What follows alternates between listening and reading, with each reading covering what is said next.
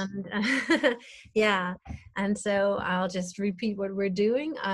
We are here, Jacqui Howe from Springwood Sanctuary and Friederike Hirsch-Wright from the Joy of Syntax and English and Color are talking about living with aging companion animals. And there are so many different aspects to it. I mean, I think part of it is that we've been raised as thinking that the lives of animals were not worth as much as a human life. I think there's this idea that, I think most of us shy away from the idea of ending a human life, I hope. And we think, oh, there is a bigger picture, and we don't know what the experience is for this person, and we don't know there's this transcendental picture, and so life is holy, and we just accompany the person who is transitioning. And with animals, we just say, okay, they're suffering, they're out. And I think, we're both vegan, and we believe in animal and human equality. And so I think that makes things different, don't you think? That very much so, yeah. And it was really interesting actually going through the process of my dad passing away last year. Mm-hmm. And there was a point with his passing that I just sort of felt like, gosh, if he was an animal, we would be able to put him out of his suffering and misery and everything, and just don't want to see him get worse and suffer more. And actually the way he passed was so beautiful, and he was so, like, even in his passing and his death, he was so generous in just being able to just really share and be with us and not make us, it was lovely. And it actually, just to be able to be with him and help him to be really peaceful through that was a real gift. So I think we do tend to sort of say, oh, gosh, I wish we could, put humans out of, their suffering and stuff like that as well. But actually, when it comes to it, the reality is, we can up their pain meds and really help them to not be in so much pain. But actually, I don't think in most cases we would sort of call for that injection and go, right, just end it now. It's like, there's undoubtedly a lot of people that go through a lot of pain, and yes, that would be nice to not have them go through that much pain if their pain meds aren't managing it. So it's getting that balance, isn't it? I'm not saying don't ever euthanize animals, because I think there is a time and a place, but also don't just be so quick to jump in out of fear and just go, right, this is it. Because and it's also their experience and my experience. My mom is 99 years old, and there are times when she's in real pain and she seems really miserable. But each time I see her, she says, oh, this earth is so beautiful and I'm happy to be on it. And she, I look at her life and think, oh, she is dependent on for everything on somebody else, and this and that and the other, but she still wants to live. And she suffers from dementia, but she can still say what she wants, and she can say, I want to eat this or I want to eat that, and she can still say, I want to be alive. And so, and you seem to be able to communicate with animals to a much greater degree than a lot of us can. And, from what we've been saying, it seems like we can really tune in to the animals and get a message from them, and to hear what they want, not what we want. Indeed. So, and I think that's, and so it's, yes, I do practice animal communication, but I think that's that's the key is in the word, that it's practice. And the more we do it, the more we are able to drop into that space and feel things and notice things and actually have that degree of more connection, more communication with them. And animal communication, in a way, it's a funny word, because it's not like you're not having this conversation in words with with animals. Sometimes a word might pop into your head, but that usually stems from, it's not the animal saying that word, it stems from a feeling that suddenly it's like, oh, there's this feeling, yes, this is it. This is what they're trying to, this is what I'm picking up on, this is what they're trying to express, or they are expressing, and then we're just usually quite, we're not intuitive enough to be able to pick that up. So it's just practicing opening our intuition. And that is something that we can all do, and it's a lovely thing to do. And I started off this journey learning this, having lost a very, very dear animal friend, my dog that lived with me for 13 years and was with me day in, day out, and she suddenly left, and it was a huge shock. And so that's what prompted me to learn how to get to grips with this a bit more than I was already. So it's and it's something that I do believe that we can all do.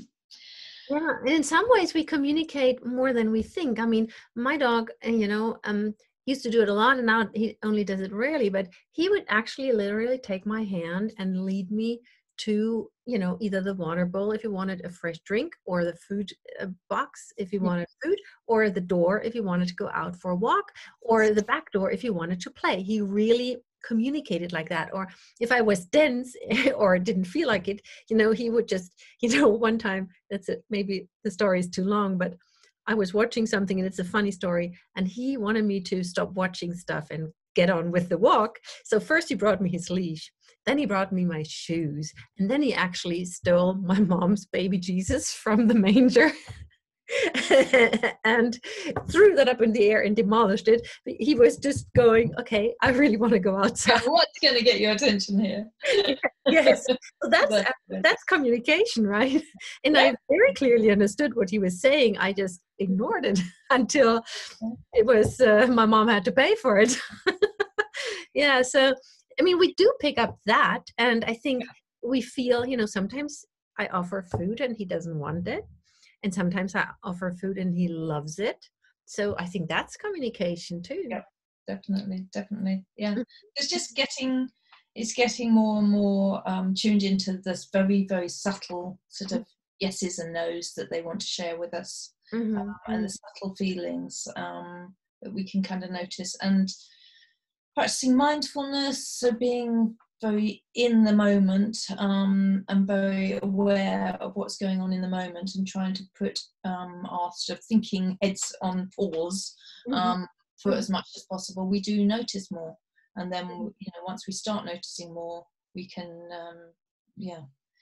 have a much greater bond with them. As soon as we start noticing little things and respond to them, then that's a really lovely way to deepen our connection with our animals, whether they're elderly or not. It's a beautiful way of really building trust and them feeling respected and listened to. So I want to come back to that in a minute, and now I'm wondering whether you would be willing to share with us how we can start practicing getting into mindfulness and communing with them. But before, I wanted to also say that we have to really learn to distinguish between our discomfort taking care of them and their discomfort. Like with my dog right now, when he lies down, it's very slow, but he doesn't cry. He doesn't, it's not comfortable, but it's just he needs to take his time. But I sometimes am exhausted, when he wakes me up 2 or 3 times a night and then wants to be carried downstairs and carried back upstairs, or he goes outside and then he pees and I think he's all done and he says he's all done. I bring him upstairs and he poops, and I've just gotten used to that, but it's work. But just because it's work, and just because sometimes it's exhausting, doesn't mean I have the right to put an end to it all. I think I just have to learn to apply enough self-care through the whole process that I'm better able to take care of him, because I really strongly believe that he still wants to be here. Yeah. What do you say about that? Definitely. I think I think we all know whether an animal has good quality of life, or whether they are in a lot of pain and they can't, and that pain's not being managed by medicines or any other care that we can give them. So yeah. Yeah. So before we get into this animal communication itself, should we list a few criteria maybe that suggest that the dog is still, or your canine companion, it doesn't have to be a dog, likes to still be around? I mean, I would like to add what I think I see in Rudolph, and then maybe you can add to the list or comment on that. Does that sound like a plan? Let's go for it. Yeah, that sounds good. So one thing I noticed is that late in the evening, he develops this huge appetite. Now he eats much more slowly, and he is very picky, and he wants to be hand-fed often, but he wants to eat, and he enjoys his food. So I think that's a good sign that he still wants to be around. Because, would you agree? Yeah, definitely. Yes. Yep. It's good. He still wants to go for walks. You know, sometimes I'm too lazy because he is so slow. I often say it's basically, at first I said it's a walking meditation. Now I actually think it's a standing meditation going with him. Yeah, but he wants to go outside. So sometimes often I just let him go into the front yard. And then there are times when he suddenly develops speed and leaves the premises and starts going for a walk. So I think that's a clear sign he wants to go for a walk, and then he walks. Lovely. And I think if he wants to go for a walk, pretty good sign that he still wants to be around. Yep, definitely. And sign 3 is he is extremely happy to meet new dogs, and especially to meet his old friends. Yeah. He doesn't stand around to chat that long, but he has what I call his joy ears, like he perks them up in a particular way, and he has this certain walk, and he looks much younger then, and he just gets this, and when he sees, he loves boys and girls. My sons think that he's either homosexual or bisexual. I don't care. But he just there's this blonde girlfriend, she's a golden retriever. And oh my God, when he sees her, he just forgets his age. And I think that's a pretty good sign that he still likes to be around. For sure. Definitely. Excellent. Yeah. And then the other one is that, he often is bored by my snacks, and he clearly wants to have a variety. He used to be happy with whatever, and he's vegan. He has been vegan for 8 years, and he still has all his teeth. He's on no meds, and his fur is still beautiful. So, but then when we meet the neighbor, and she's not vegan, but she has these particular kind of veggie snacks, and Rudolph loves them. And even if he's just rejected his own snacks, when the neighbor offers those snacks to him, he takes them. Great. Excellent. So nice bit of variety, and just. And then I have noticed that he used to come into my bed, and he doesn't want that anymore. Not only that, it's not only that the jump is too much. Also, if I lift him up, he just wants to be on the ground now. And he also doesn't like to be the spoon anymore. Like he would love to be have full body contact all during the night. And now he doesn't want that anymore. However, he still walks up and comes and wants cuddles, and he chooses the time, and it's not that often, but he then comes and really wants to be cuddled. And I think as long as he comes up and really wants to be cuddled, that's also a good sign. Yeah. So those are all the signs that I can think of. Nice. Yeah. That's great. Really nice. Mm-hmm. And that's actually very comprehensive. That's lovely. And everybody will have their own little things that they can add to that, but actually it gives a really nice overview. And it's so lovely actually doing this conversation around Rudolph, or having this conversation around Rudolph and your experience of what you're going through at the moment, because it just, it's nice to kind of personalize it a lot, and just, And what I do experience is that sometimes, I've felt a lot for many years. I was stressed. I raised 2 boys as a single mother. I helped 2 aging parents, and they went into dementia, and there was lots of difficulty around that. And I have a Down syndrome sister, and I had to transition her from living with my mom, who was too old to take care of her, into a home. And that was all extremely stressful. And I had a very demanding job, and I lost my job. And so I had all this stress, and I've had plenty of joy in between. I'm not complaining in the least. It's all good. And I learned a lot. And the boys are left the nest and they're healthy. And so I'm grateful. I'm not complaining. I'm just saying I was always on the go, go, go, go, go. And I'm tired from that. And so I haven't learned to de-stress, and I feel the pressure. I feel like go, go, go, go, go. And sometimes I think I actually don't need to. But from all of that, I'm just exhausted. And then I'm trying to, create this language academy, and I'm an online business, and there's so much to learn. And it's so easy to get sucked into the social media thing, and how much do you need to do, and how much. And so I end up to, as I said before, I'm in front of the computer too much. And then when Rudolph doesn't sleep well, I sometimes think I can't take it anymore. If I stop and slow down, I think, what would I rather have? That he's gone, or that I have to get up at night? And then of course I want to get up at night. But sometimes I get impatient with him, when he then stands around, and then immediately afterwards I feel so guilty and so miserable. And I had the same experience when I was a mom, like you get impatient, or I get impatient, or got impatient, and then I just thought, oh God, I'm just the worst mother. You know what? In those times, actually saying sorry is such and they understand it. We all lose our patience or get frustrated or whatever, and if we can in those times walk away and just have a bit of a change of another wall to look at, or and just kind of collect our thoughts, and just rather than trying to see a situation through, it's in an ideal world just to walk away, but sometimes that's not possible. And actually afterwards, when you're feeling like, oh, I shouldn't have acted like that, just to say sorry to them. And I do. And then I don't let go, and I think he lets go and I don't, and I want to learn that. They are so in the moment. I don't have problems saying I'm sorry when I was wrong, when I understand that I was wrong, and I apologize profusely. And then I think, also from what you were saying, then he says okay and I don't. Right.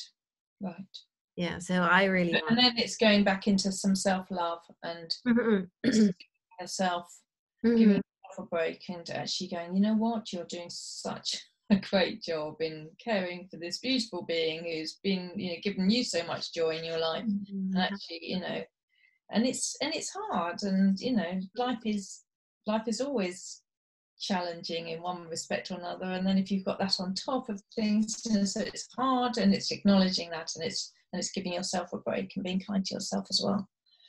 Yeah. I want to. There are two things that I want to learn. One is to not lose my patience, but simply recognize my boundaries fast enough. And the second is that when I say I'm sorry and he basically says okay, then to let it go and practice self-forgiveness. Yeah. And pardon?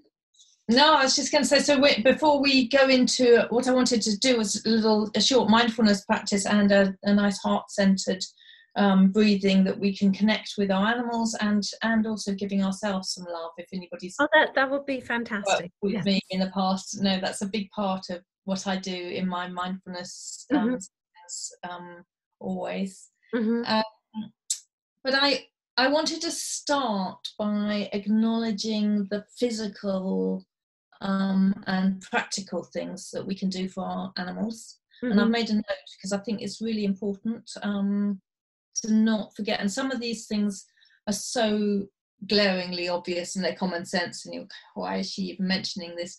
But actually,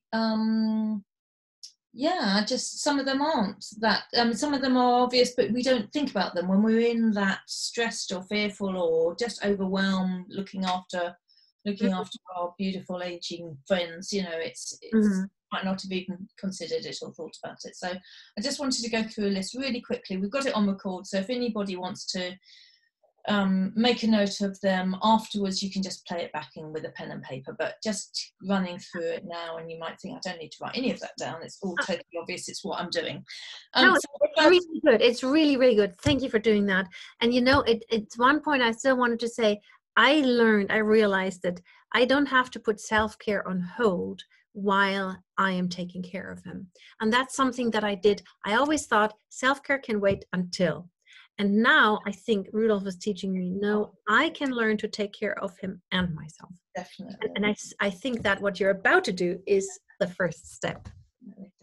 That's so true. Thank you. Thank you.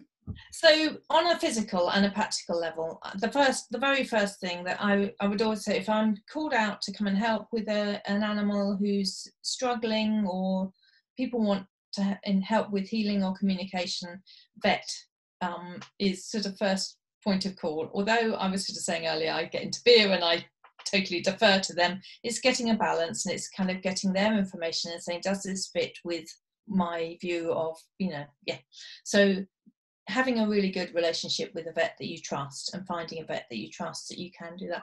And alternative vets, there are so many really great alternative therapies and alternative vets that will be happy to work alongside conventional vet. And there was just some lovely, different hydrotherapies and massages and acupuncture and homeopathy and herbs and stuff like that we can find to support our animals. Whether they're old or not. Joint supplements and CBD oil, I think, are such two really good things for when we get aging, aching limbs and bones and joints. I am a massage therapist, so massage is one of my favourite things to share with my animals. And just learning yourself to do that, rather than going to another person that they might not be familiar with, and in a place that they might not be familiar, or even if they come to you, they might not feel like having somebody else around, or they might only want it for 2 minutes, and that person's booked for half an hour or whatever. So learning yourself. Online there's some great things, just Googling different ways, and just practicing really gently. So you can go in there really, really gently, and just watching your animal the whole time. Are they looking stressed around their eyes or around their jaw? Are they doing lots of licking? Is a really, it's one of those signs, body language signs, that they're a bit stressed. Eyes widening, whites of eyes, stress signals. So there's something called calming signals that you can Google, and just get really a good idea on the subtle signs of whether it's a subtle yes or a subtle no, before they need to physically move or go, don't like that. But any sign at all that they're really softening and loving it, then you can think, right, yes, that area really, you can get a little bit deeper into there, and then again watching their eyes the whole time, and watching their feeling, and just warming their muscles up a bit, and giving them a bit of love and contact if they were wanting that. So those three things on a sort of on that very physical level.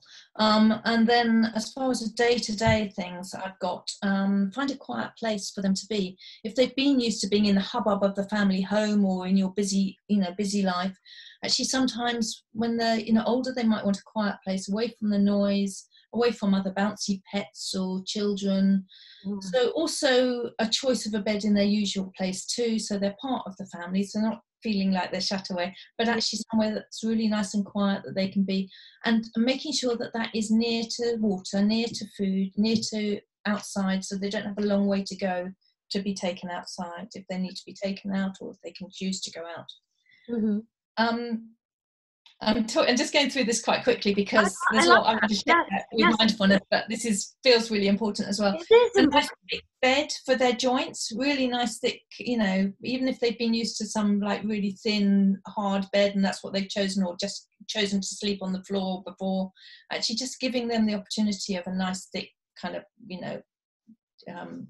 bed for their joints, and offering a heat pad as well. So you can have a heat pad and a thick bed, or a heat pad on another surface, and just playing around with what they choose. Some days they might choose one thing, and some a completely another thing.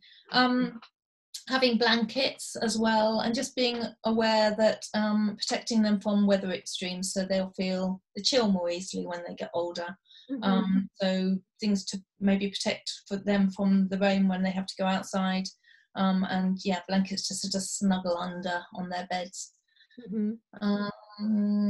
And having, you mentioned it a bit with Rudolph, having an incontinence strategy that's not humiliating for them.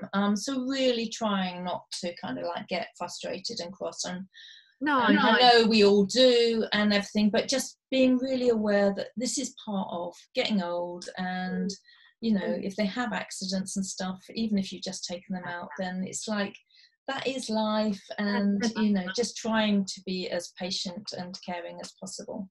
I'm good about that. And it's this ideal world. Not having slippery floors. So again, it's like, that area is a really great area for them to be, because I can clean it up easily. There's no carpets, but actually it's a really slippery floor, and that's really hard for them. So putting rugs down, and maybe rugs that doesn't matter, you know, or something like that. If they are able to negotiate the stairs, or if you're carrying them upstairs or whatever, just have a stair gate at the top of the stairs, so that if they have bad eyes or their joints are wobbly or whatever, they don't have an accident and fall down the stairs, because that's, you know, you'd never forgive yourself if something happened. And you know, so just for the sake of a stair gate, and they're not even needing to be fitted into walls these days. So people who have rental properties who can't actually fit, you know, you can just get them with rubber bungs, and they're really good and safe. And oh yes, if they had to go into a car, just supporting the car, even if they've been really sturdy in the car all their life, and they love the car, and actually if they're a bit wobbly on a car journey, even if it's a car journey, just, you know, essential car journey to the vets or whatever, either having somebody hold them, or have some way that they're really secure and they've got lots of bolstering around them so they're not able to fall over. Grooming is really important to make them feel comfortable, keeping their eyes clean, keeping their rear end clean and from sores and stuff, and just keeping knots and stuff detangled from them. And that's, again, when you're massaging, you can really enjoy that, rather than, I know quite often grooming is a bit of a chore, and then if we get a brush out, they're like, ooh, tension. So actually you can just doing that with your hands, and instead of trying to brush a knot out and everything, just I can hear my friend laughing at me here if I'm in my head saying this, because I'm always a proponent of just snipping knots out, and my dogs quite often look like they've been hacked to pieces, but I quite often have lovely long-haired dog companions in my life, and I just think I just don't want to be pulling knots and stuff. It's too sore, even when they're young. So yeah, just trimming knots out of them, or just making sure that they haven't got any of those. Food and walks, both little and often, I think is generally the way that they would prefer it. So and as you said before, like just a standing meditation walk, a sniff walk. And again, it's not like just for old dogs. I see so many dogs being yanked around the streets, and come on, hurry up, and we've got to get back home, or we're going for a walk now, this is our time for a fast walk. And most dogs really love to have a sniff walk, and it's like it's their opportunity to get out of the house for the first time. And I think with this isolation, it's been a real heads up, an eye-opener for a lot of animal people, like actually this is what their animals are having to. Are you needing to pop out with Rudolph? I see your wondering. He just walked up and wanted to be petted. Right. It might be one where we exemplify how their needs be prioritized sometimes. Yeah, exactly. He's taking a drink, and we'll see how it goes. Okay. So if you need to go out, then we'll just carry on, and exactly. I'll carry on, and cool. Okay. So yeah, walks little and often. Sniff walks really good for not old dogs as well, just allowing your dog to go out and have a nice sniff. And when you're out with them, not being like walking along going, oh, who's talking to me here, and oh, what message and everything. Just that is your time to really recharge and connect with nature, and be there with your dog, noticing things that he's noticing or she's noticing, and just being able to actually enjoy that outside space together. Softer food usually, and usually less, because they're less active. And that's that was where I got to, and I'm sure there's loads of other things. So if anybody wants to put comments up on this on the, you know, when the recording goes up, just, you know, different things that I've forgotten, because I'm sure there will be, then please do. It's a lovely list. Thank you. Yes. Very, very good. Yeah. And I might mention somehow, because I am going live with you via Zoom, I cannot see comments. So if there are comments, you might be able to see them on your cell phone. But I actually think we should just carry on the conversation and then answer questions. I can't see any comments either. We want to focus on the matter. So we can pick them up afterwards, and I'm really happy to, you know, just comment with people afterwards. Yeah, so we'll just chat afterwards, and now we'll just focus on the subject.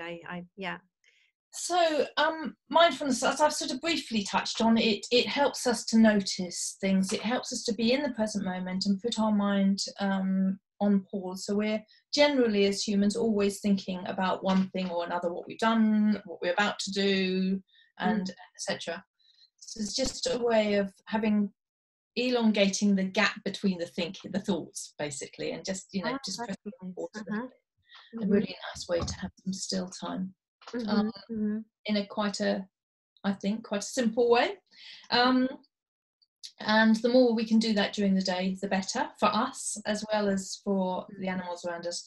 And I practice and train people in something called mindfulness with animals. So it's just being mindful with our animals, and they love it. They absolutely love it. So and it's really good for, well, the rescue and rehabilitation work I've done of helping them let go of a lot of pain or anxiety or past trauma. But it's also just really lovely on a day-to-day basis of just deepening a trusting relationship with our animals. So I wanted to do a little bit of a practice of some mindfulness and some heart breathing, but I'm wondering whether you want to catch up with that later and take the opportunity to...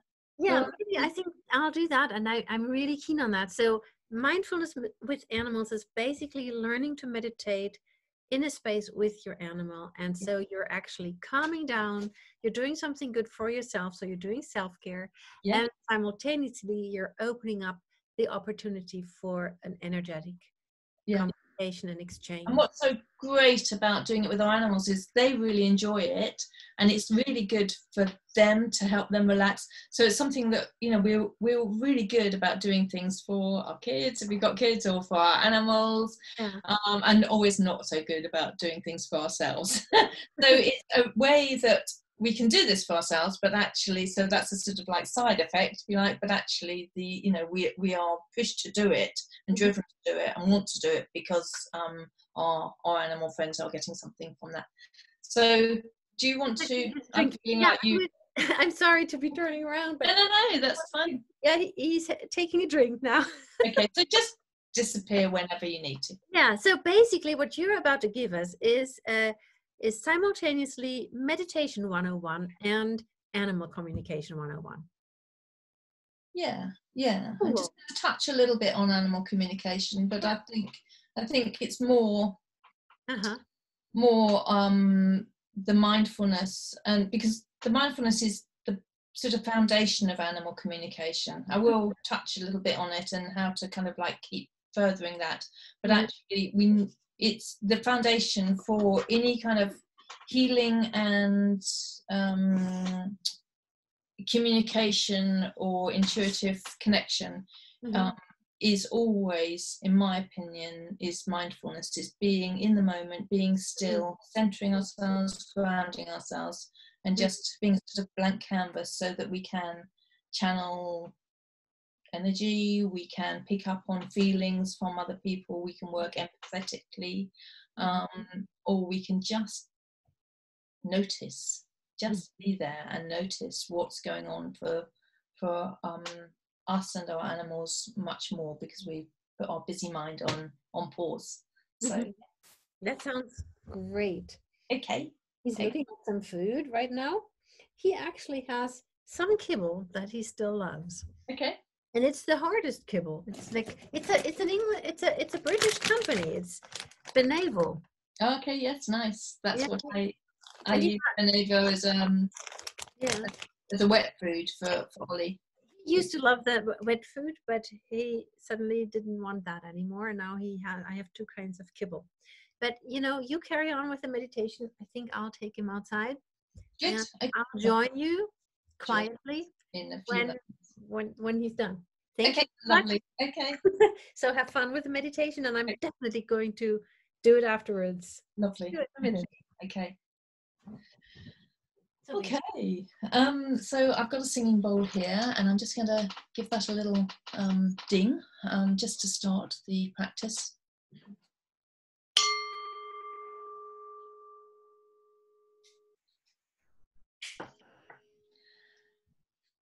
And just feeling the ground underneath your feet, wherever you're sitting, giving your toes a little wriggle, and just being really aware of how your feet feel on the ground.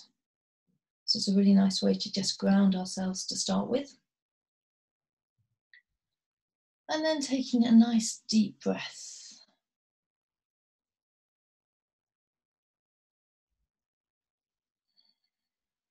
And letting that breath come all the way out again. And then following that with 2 or 3 just normal, not so deep breaths, but just noticing that breath coming in through your nose or your mouth and coming into your body, and then leaving your body again.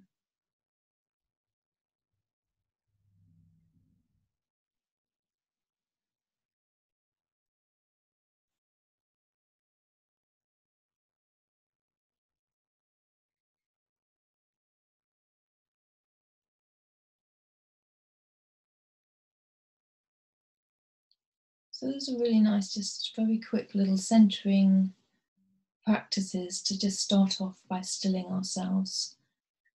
Finding somewhere nice to sit where you're near your animal companion, but they don't necessarily need to be sitting on your lap, and in a way actually allowing them to have their own space is really nice, helping them to be nice and relaxed in their own little bubble is a good thing. So putting your attention on them, and as you take some nice deep breaths, following your breath in and out of your body, just being aware of their breathing. And from a scale of on a scale of 1 to 10 of how relaxed they are at the moment. So just being very aware of them. And if they're not in the room and they're rushing around, you can just sit and do this, and I'm pretty sure that they will pick up on the lovely peacefulness that you're creating, and you'll be able to be joined by them pretty soon. They'll be curious as to why their human has suddenly stopped all of their mind chatter and being nice and calm. So find a spot in front of you that you can just rest your eyes, and in your peripheral vision have your animal just in your eye line, but you're not actually putting your eyes on them. So you're aware of them.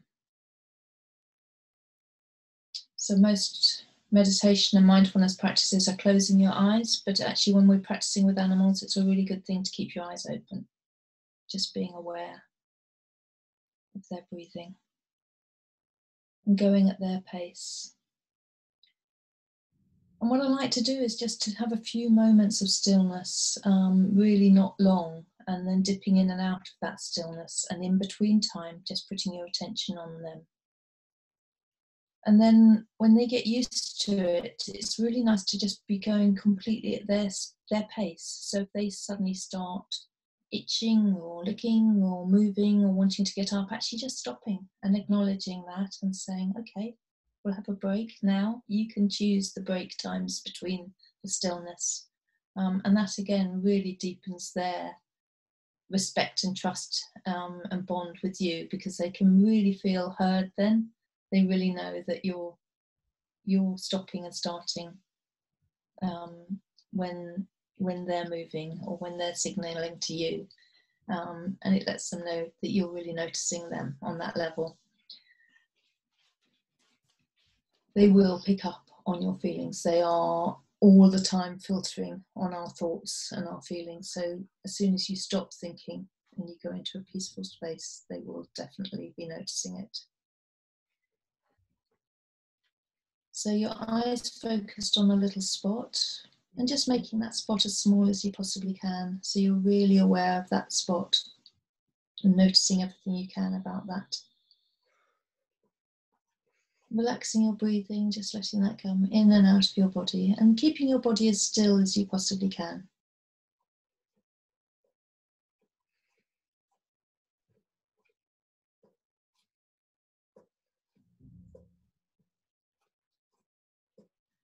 Being aware of the sounds around you.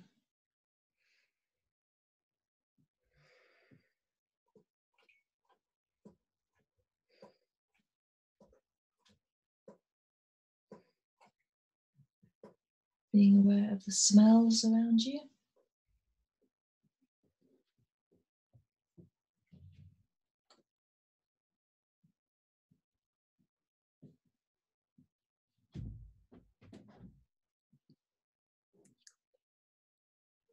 And being aware of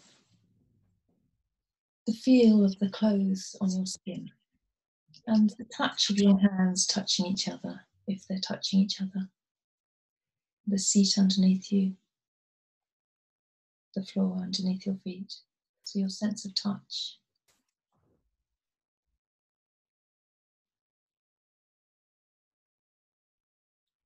So just positioning yourself, if you can, in a way that your animal friend is in your eye line, just in your peripheral vision, without having your attention directly on him or her.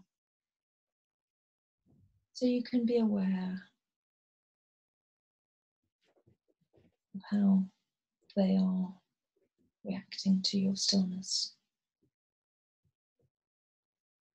And as I said before, going at their pace. So if they suddenly get up, just stopping your stillness, stopping your mindfulness, and putting your attention on them. And then when they settle back down again, settling back down into your senses. So being aware of your sense of smell, taste, touch, sound. Dropping into that sense of sound again. And if suddenly there's a noise in your surrounding area, a phone rings or a dog barks or whatever, you can welcome that sound as being part of the present moment. If you don't need to actually do anything about that. So it doesn't need to distract you and pull you out.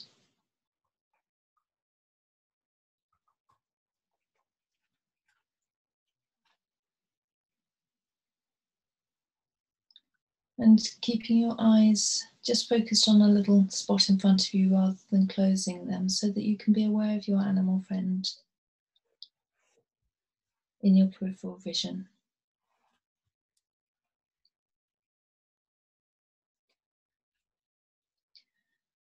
Taking a nice deep breath and putting your hands on your heart center, in the center of your chest, and really feeling that warmth as you breathe in.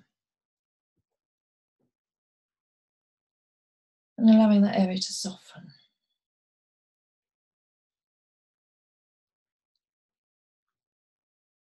And dropping into a feeling of love. So not just thinking about love, but really feeling a feeling of love. So really feeling love for your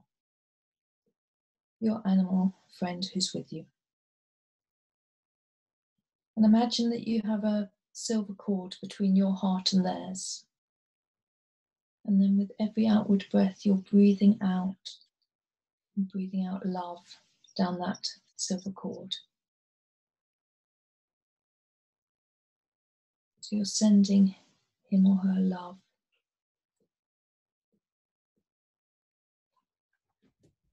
And then with every incoming breath, just opening your heart and your awareness and your feelings to anything that might come back.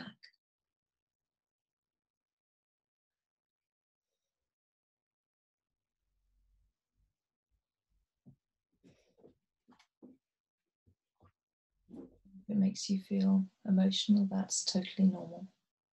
So just being really open to whatever feeling comes back to you. So it's an exercise that I like to call heart breathing. So just breathing out love and opening yourself to feeling that love coming back to you.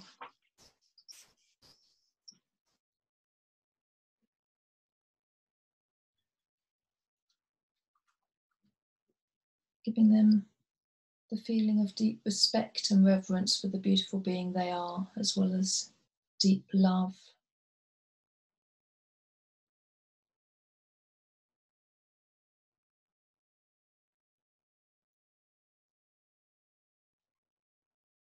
And dropping back into that heart space again, feeling your hands on your heart center, and with that same beautiful feeling of love that you are giving to your animal friend, see if you can give that to yourself.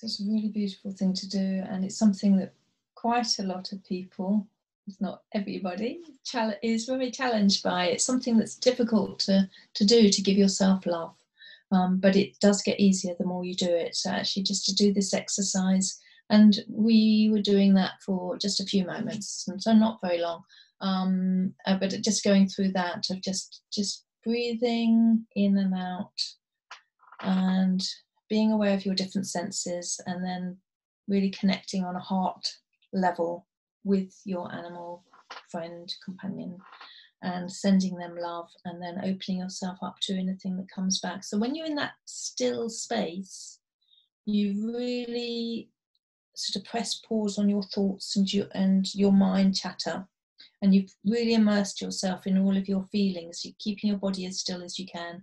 If you can keep your eyes as still as you can as well, with focusing on that spot in front of you.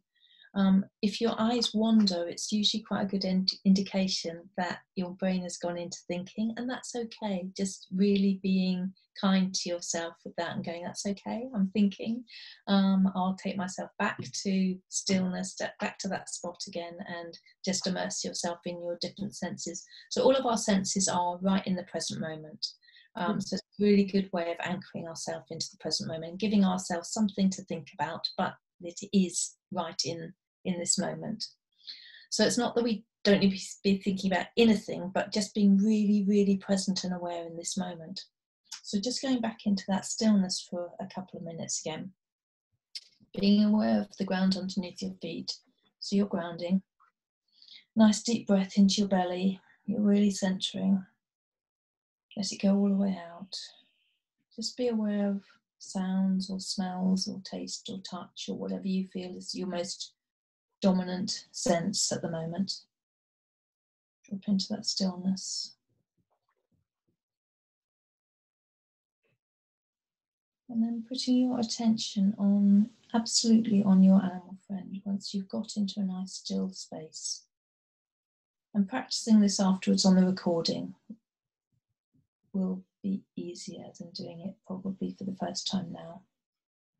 So putting your attention right on him or her and being really aware of their breathing.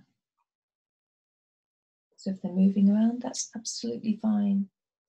If they're settled down, if they're sleeping, if they've gone into a very deep sleep state, as their breathing got heavier, sometimes it can get really deep when they go into a deep healing state, and that's totally normal. So don't be alarmed at that. They can be doing some quite big, heavy, deep releases. So in this very still, grounded, centered space, in the present moment that we're in, without a whole load of mind chatter, it's a really nice way to notice their breathing and their muscle tone and any stress lines around their eyes or their mouth, or just noticing everything that you can about them. Imagine you're going to do a sketch of them. So you need to really be aware of everything so that you can draw that.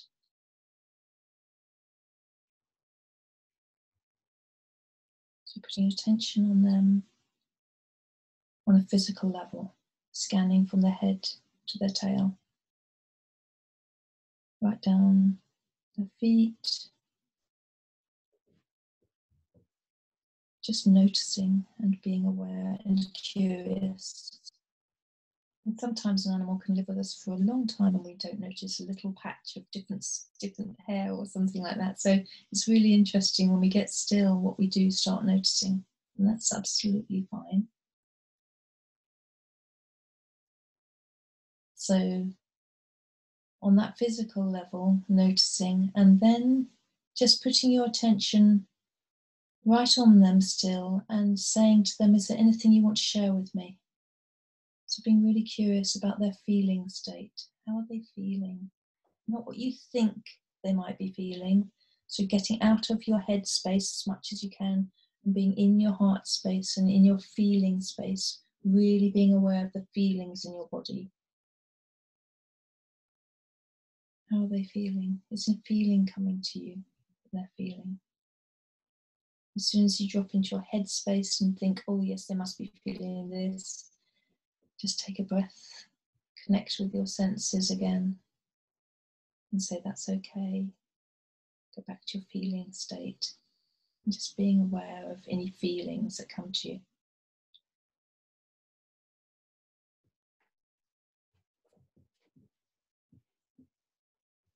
So a lot of people, when they first do this, they pick up on a feeling that might come into their body. They might suddenly get a pain in their body or something like that.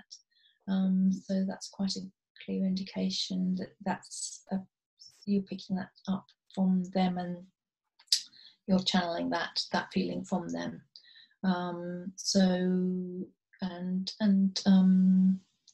Yeah, just suspend your disbelief. That's a lovely expression that Frederica shared with me the other day, which I've just used a lot since then. It's such a great expression, suspended disbelief. And just, yeah, even if you don't believe that animal communication is possible or that they don't communicate or they're not going to share those feelings, actually just suspending that disbelief. Just imagine that if they could understand you, then what would it be like for them if you just didn't open up to that at all?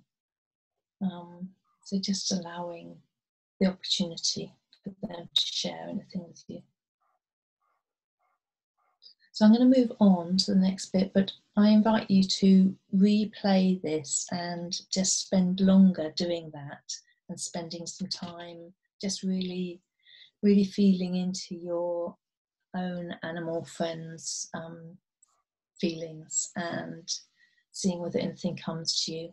And sometimes it can be like this really weird feeling that you're like, that's feeling that I haven't really ever felt before, and trying to find words for it. And it's like, oh, I might be feeling a little bit of a uncertainty or frustration, or and actually just trying to find the right words and what that feeling is and stuff. It's I find it really fascinating actually when you get a feeling that you kind of never really felt before and think, yeah, that's definitely not my stuff. That's definitely what I'm picking up from others. So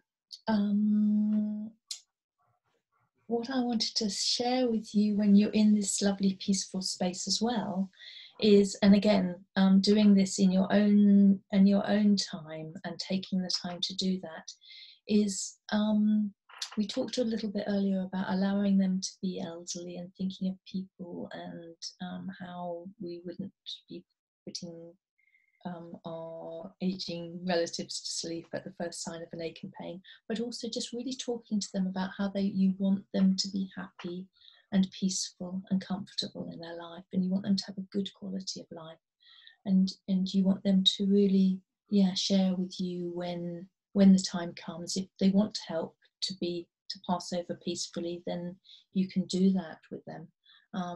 But that you'd really like to support them through it at their own pace and to really experience everything with them in a really peaceful, beautiful way. So just I think sharing our fears about death and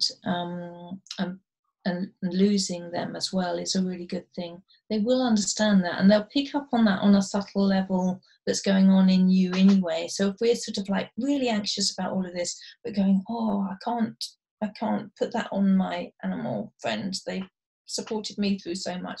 Actually, they will have this real mismatch of like, they look happy, they're acting all of this way, but actually there's all of this turmoil going on, and that's more confusing for animals than actually being really genuine about our feelings and just going, you know what, I'm really scared and I'm really frightened and I don't want to lose you and it's going to be awful, or whatever it is, or I don't know if I've got enough patience to deal with this, or, you know, whatever it is, just being honest.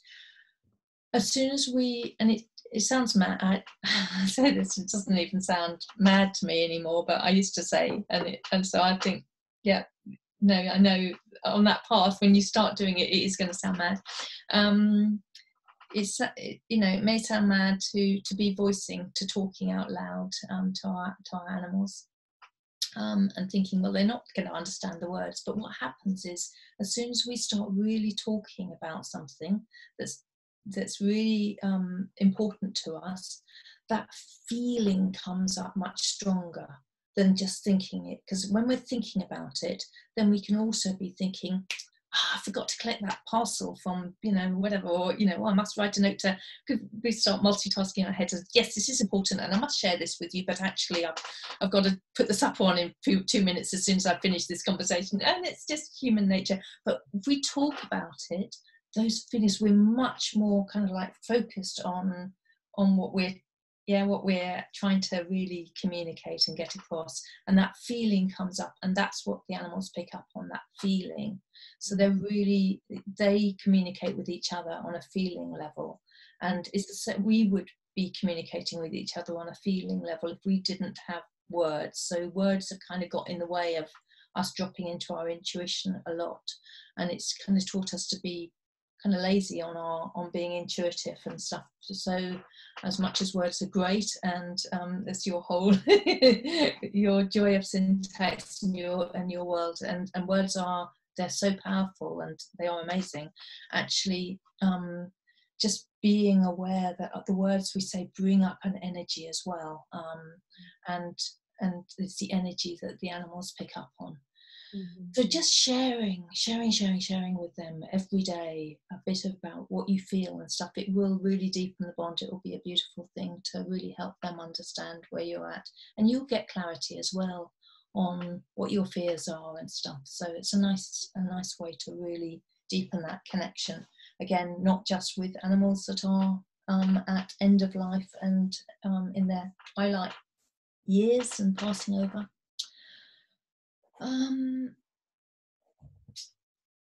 So I'm looking down because I've written all sorts of notes here. I just wanted to go through them and cover them all before we have to finish, and I think that's going to be quite soon. So I just wanted to say, if you do need to put your animal to sleep, and you have managed to get into a lovely regular practice with mindfulness, then using that mindfulness, getting really still, it really helps us get out of fear, and then we can assess from a place of peace whether that's a good thing to do. So really using that real lovely practice of mindfulness, and there's lots of things you can go online and Google all sorts of different mindfulness practices, and to support you in doing stuff at home.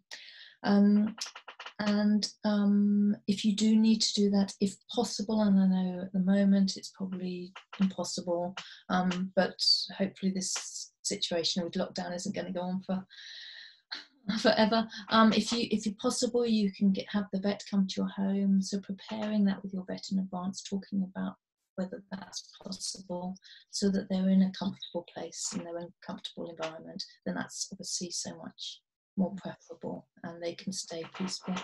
Staying in a really peaceful bubble. So just thinking of yourself, whether this is your animal passing over naturally on their own and they're going through transition, or whether you're helping them with putting them to sleep with a euthanasia injection.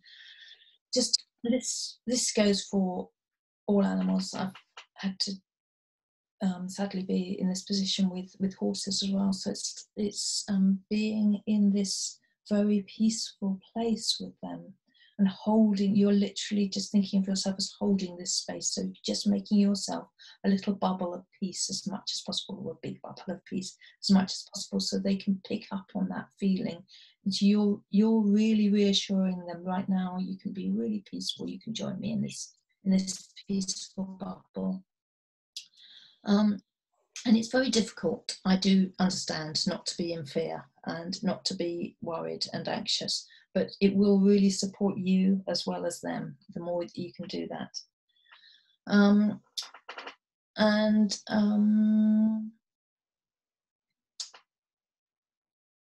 Just doing that heart breathing, I'll just make a note of the more the more that you do this before you need to do it, before there's an emergency or a critical thing, the more they will be used to that feeling with you. So actually just for a few minutes, it doesn't need to be for a long time, and 2 or 3 times a day if you can, just for a few minutes is way more preferable than doing a long thing once a week or whatever. They'll get used to that feeling and they'll be really enjoying those sessions with you.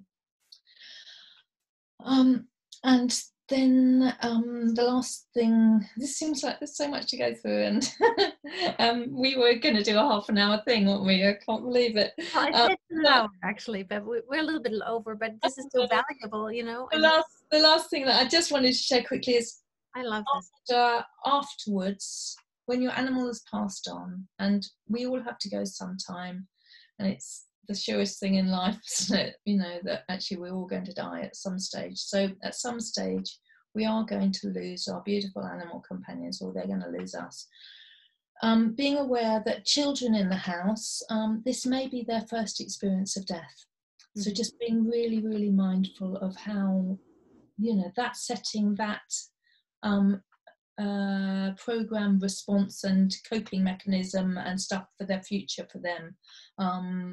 And so just being really aware, you have a big responsibility to hold this space with your animal, but also to be caring for, if they're young children especially, of how they are perceiving this. So just if we can be peaceful and we can really honour the animal's death in a really beautiful way, it's such a lovely way to actually help children and into adulthood, of just perceiving death differently and not being so fearful about it. Mm-hmm. And then other pets, they may be confused as to what's going on, they may be grieving themselves, they may not understand why their friends just left the house and not come back again if you've had to go to the vets and have them put to sleep.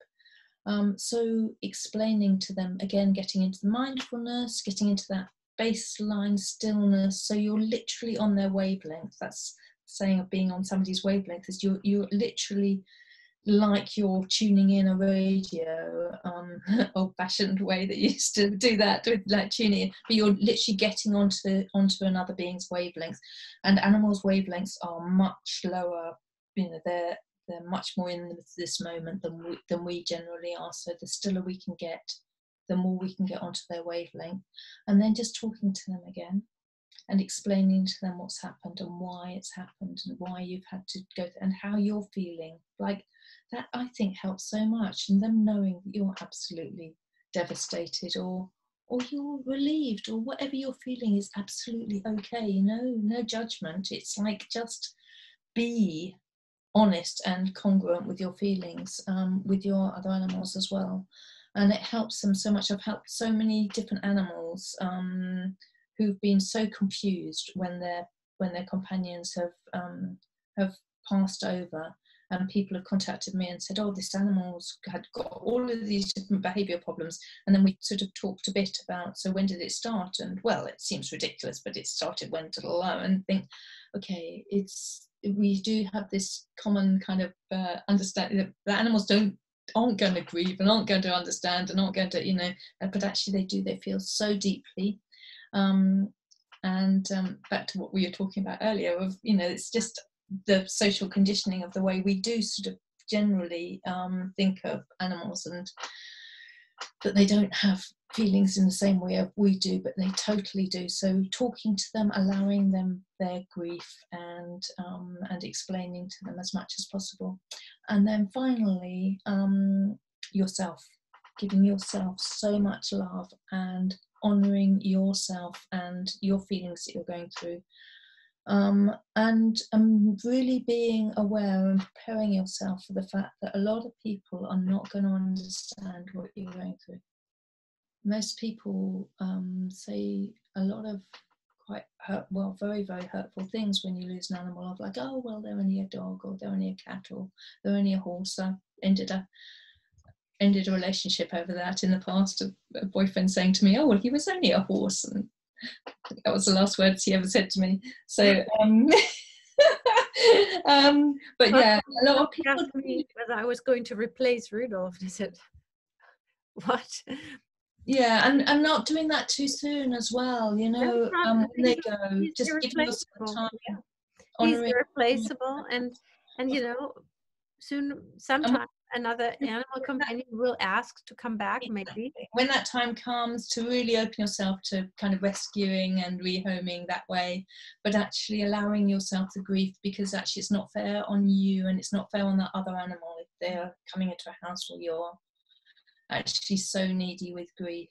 And I'm guilty of that as well. In the past, we were totally swept away with grief, and we rehomed Ollie, and poor little Ollie was just, I mean, he was needing it as well, because he was torn away from his human mum who used to carry him around the whole time, and he came to me that just went, oh, I'm grieving so much.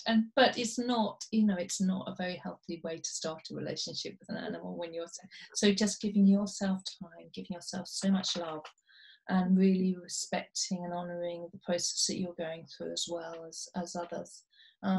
Yeah. So that's how I ended my notes of love yourself, and I think that's quite a nice way to finish it. Oh, thank you so much. Well, I hope that's sort of like, as a catch up, there might be other things that, you know, and comments and stuff. It's amazing, and thank you so much for your time. You're welcome. You're welcome. It's something that's really close to my heart, and something that, as I said earlier, is driven my doing what I'm doing totally by losing animals, and just losing so many animals that have been so close to me. So anything that I can do to support other people on that journey of being less fearful and being more there for their animals, then I'm all up for it, because it's just, yeah, it's a necessary thing to do, I think, to just really support them. They give us so much, and we can support them in their time of passing over, and their time of being old, and just being able to be old and stuff. Yeah. And so people can get help from you, right? So if you're learning this, or you need some help with an animal, then they could contact you. And this is something that's your work, right? Part of your work. Teaching mindfulness. Teaching animal communication, and actually communicating when somehow one hasn't quite managed to do it yet. On the basis that everybody can do it, just really supporting everybody in that. And I'm really happy to do that on a one-to-one basis on Skype or Zoom or whatever at the moment. And it's actually possible via Zoom. We just absolutely. Yeah, so I'll put the link underneath or above the video, depending on where we post it. And well, thank you for this. I'm going to definitely rewatch that more than once. And, yes, thank you so much. That's great. Thank you. And lots of love to you, and lots of love to dear Rudolph. And he settled down. There he is. Look at that. That's so beautiful. He was, you know, I was trying to then jump into the meditation after we started. And he was walking around, and I could see.